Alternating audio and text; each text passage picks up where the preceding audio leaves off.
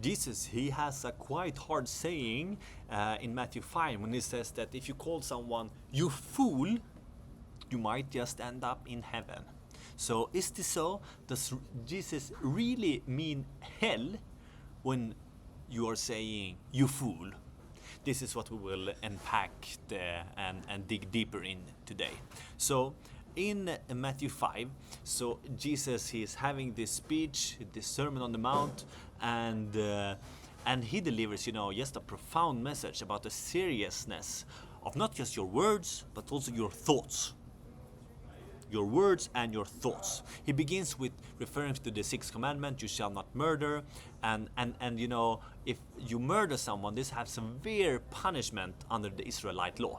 Okay, but Jesus, he then takes this one step further by focusing on the root of the problem. So the root of the problem isn't just the murderers, but it begins way before you murder someone. It begins with the anger, and it begins with hurtful words. So Jesus emphasized that this anger, when it is harbored and kind of abides in your heart without a valid reason, it exposes us, not the person that we are mad at, but us, to judgment. It doesn't make also exceptions for religious anger, to have religious reason to be angry at someone. This is not no exceptions, my friend. So according to him, when you have unchecked anger, this can lead to terrible consequences, and you shall very much resolve to deal with this anger before it escalates in your life. Anger will kill you, and if it doesn't judge you in this life, it will judge you in the life to come. So as Jesus continues, Jesus highlights the insulting someone with a derogatory term like Raca. Okay, Raca is more severe than just regular anger. It is a deep, offensive word, and this is a word that also could lead to violence. So Jesus now, he goes even further by saying that if you call someone fool, you're putting yourself in the danger of the fire of hell.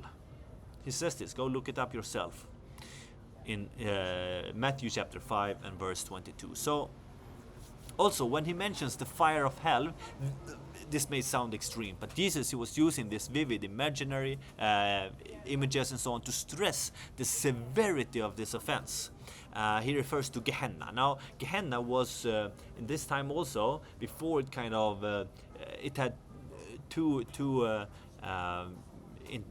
it meant two different things. So in the beginning it was just this valley near Jerusalem where they would put rubbish dump, and this symbolically associated with the fate of the wicked after the death. Now this later become a term for the place after when we all die, we are resting and it's in the death and so on, but then we are all raised to life again, the resurrection of the body, and to stand before God in the judgment, and we will go to be with him in the new heaven and the new earth, or to Gehenna, and this is what he refers to. So you fool, it may not seem as harsh to us here living here, but Jesus, he warns that it can have dire consequences when you just throw these words out to someone. No, you know what, that when we look at the complete picture of the New Testament teaching about salvation and so on, it's Paul writes that you need to put your faith in Jesus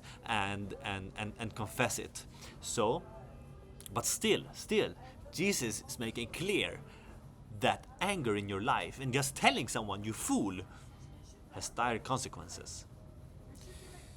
Okay, also the term you fool, scholars debated what it means, how severe was it, and some might mean that it signifies a rebellion against God or apostasy, like Moses when they were in the desert and Israelites rebelled against God, they were called rebels. So but regarding of how severe the word is, Jesus underscores that harmful words will harm you because they will lead ultimately to judgment by God. So in essence, Jesus urges us to consider the impact of our thoughts and our words and our relationships, because they affect our lives.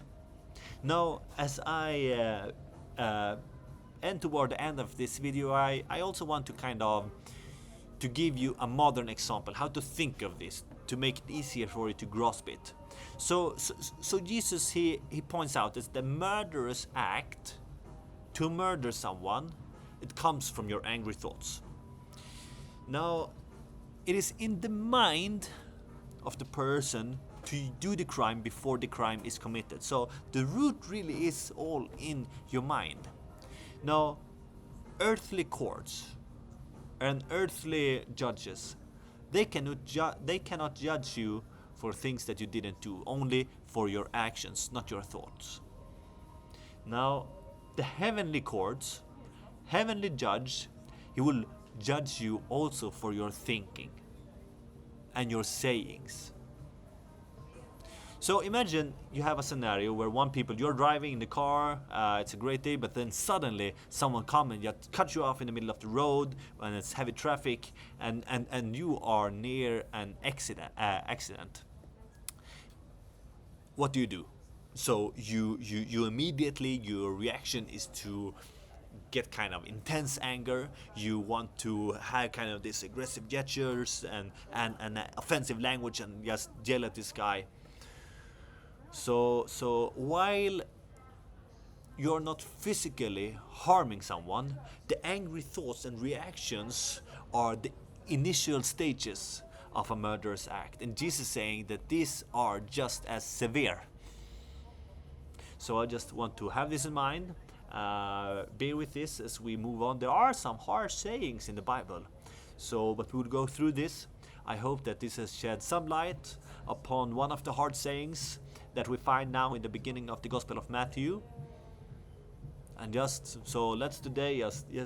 just ask God to change our thoughts when we feel that we want to be angry, and when we feel that I have the right to be angry. Let's just give it to God and say, Lord, change my thoughts, because I know that these thoughts aren't from you. God bless.